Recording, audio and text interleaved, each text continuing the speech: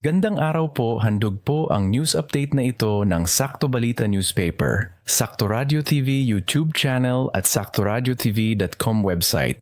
Idineklara ng Manila RTC na si Alice Leal Guo, kilala rin bilang Guo Huaping, ay hindi isang Filipino. Tinukoy ng korte na siya ay isang Chinese citizen, isinilang sa mga magulang na kapwa Chinese at hindi kailanman naging naturalisadong Pilipino. Walang anumang record sa Philippine Statistics Authority tungkol sa mga magulang umano niya na sina Angelito Guo at Amelia Leal. Ayon sa NBI, kapareho ni Guo ang fingerprint ng isang Chinese national na si Guo Huaping na dumating sa Pilipinas noong siya ay 9 na taong gulang pa lamang. Ipinawalang bisa ang kanyang pagkahalal bilang alkalde sapagkat wala siyang karapatang tumakbo bilang kandidato mula pa lamang sa umpisa. Sa pagtugon sa quo warranto petition na inihain ng Office of the Solicitor General, sinabi ni Hukom Liuliwa Hidalgo Buko na si Guo ay walang dudang isang Chinese citizen na hindi lamang diskwalipikado sa pagiging alkalde ng Bamban, kundi hindi rin dapat pinayagang tumakbo sa nasabing posisyon sa simula pa lamang.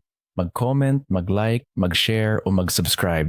Isang digital creation po ito ng Sakto Balita Publications na isang marahas na inobasyon sa modernong pamamamahayag.